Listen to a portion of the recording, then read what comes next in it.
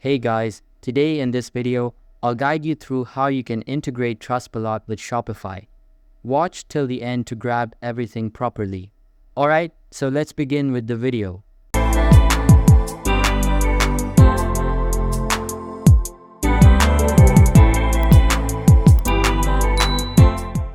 First things first, open any preferred browser on your personal computer and search for shopify.com. After that, sign into your Shopify account and you will be redirected to the home page. Now, access the apps feature from the left side menu and click on the All Recommended Apps option from the drop-down. Again, click on the Shopify App Store link at the bottom of the pop-up window and a new web page will load up. Inside it, search for Fira. Select the first app and install it onto your account. Once installed, open it up and this type of interface will be displayed.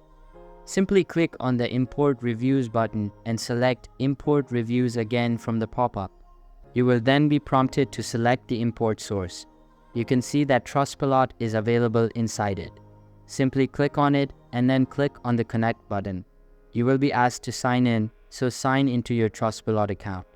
After that, click on the Sync Now button at the top to complete the integration process.